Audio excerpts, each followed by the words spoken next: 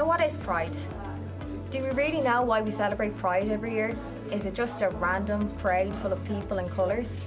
Lots of us don't know the reason behind it and what it represents. What is the history and meaning of Pride? Do we really know the story?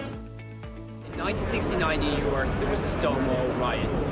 Police raids on gay bars was routine in the 1960s, just like they were in our own here in Dublin. The scuffles broke out and enough was enough. This event was one of the most important in the movement of LGBT rights, both in the US and here in Ireland. 50 years on, we have reached many milestones, bringing us to where we are today. From the 1970s to the 1980s was a scene of great change. The first Pride protest took place here on the 27th of June 1974, where 10 brave people marched from Stephen's Green to the Department of Justice. This protest was the catalyst that would bring about great change in the years to come. It would be impossible for young people today to realise how dangerous it was to have any connection with the LGBT community in those times. A few years after the first protest in 1979, the Hirschfield Centre was opened in Temple Bar. This was a safe place where gay people could come together. In 1981, a lesser-known civil rights lawyer by the name of Mary Robinson came and placed a pink triangle on the building. This brought a lot of media attention to LGBT issues and enabled them to continue the fight. In the 1980s, Ireland was a dark place for the gay community.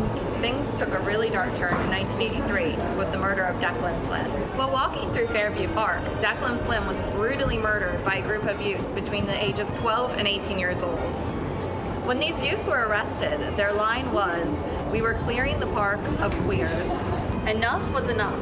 This was brought to the public eye and was even spoken about in the Dáil. After the events of Declan Flynn, it brought the trade unions and gay activists together in a movement for the world to see. These men and women together were doing something brave. In 1983, Senator David Norris took a case to the High Court in Ireland against the country for the act of homosexuality. The High Court ruled against David Norris, but his fight never stopped. He took his case to the Supreme Court, where he was also defeated by a 3-2 majority.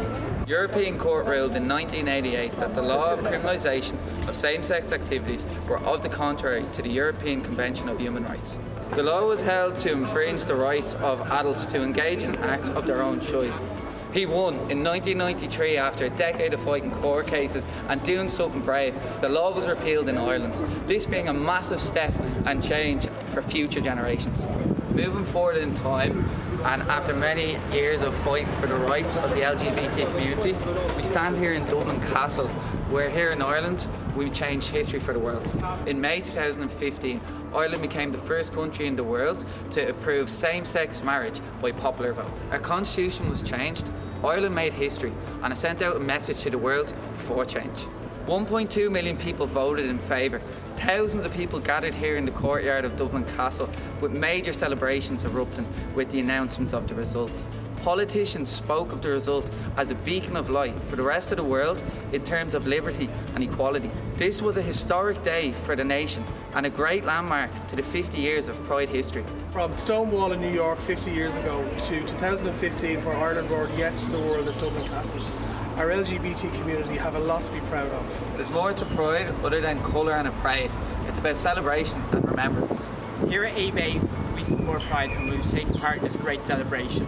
So join us here in the Garden of Remembrance on the 29th of June, where we'll be celebrating pride, love and equality.